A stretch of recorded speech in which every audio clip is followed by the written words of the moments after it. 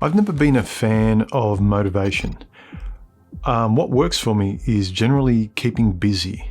And through being busy, it can be seen as productive, and sometimes it genuinely is. When I do things like produce video after video after video, write and then write more, produce one story, then another, create something, then something else. That's being productive, and you can look back and you start seeing the stacking effect of these things. So for me, I've never liked the idea of being motivated. Finding something that makes you feel good enough to get off your backside. So the key to me is always keeping busy. Now I'm going to give you two things that I like to do, or ways in which I frame them in my head, that let me, in a kind of almost effortless, if not easy way, be productive, or look back on the day and have checked off a few things and feel good that I just didn't drift around. See, this is the thing with me. I don't like just drifting. I don't like drifting around aimlessly, which is why I like to start my day with the coffee and, go through my diary and even end with the day with a few bullet points of how I'll start the following day. So it's a nice way of me actually going to bed and looking forward to something, waking up to something, But let me get back to the main point here. How I go about so-called motivating myself, or being productive, as I like to call it. I don't like the word motivation. It's to add something to an exercise that I want to do. And this is the funny thing, your brain resists even something you want to do. You might enjoy doing something, but when you're confronted with that thing on its own, you resist it for some reason. I don't know why. The human brain likes to resist what we genuinely look forward to wanting to do sometimes, a lot of the times. I know I do. So I tend to combine two things. The primary thing I want to do with something else.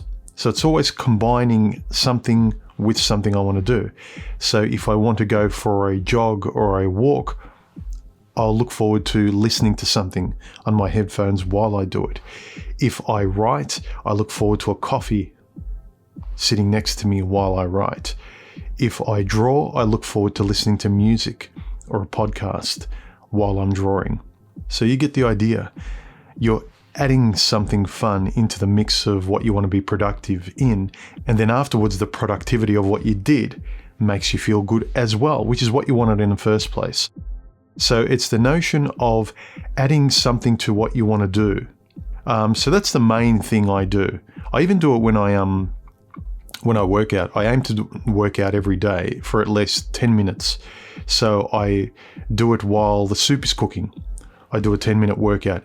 I do sets in between checking on the stove or whatever I'm preparing a meal for. Or I might be listening to a podcast or a YouTube video while I do a workout. You get the idea. It's kind of adding an ambience of fun, whether it's auditory, visual, podcast, video, or something like that, while you're doing the activity you want to be productive in. And I know for myself, the more I'm productive, the more I enjoy my day. And the more days I stack up of enjoyment, the better I feel. So then when you have a lazy day here and there, it's no big deal. You feel, cool. The majority of my week or my days, I'm doing stuff. I'm being productive in creative pursuits and things I like to do and hobbies. That's the way I go about things. And the second way that I do sometimes is I add a reward at the end of an activity.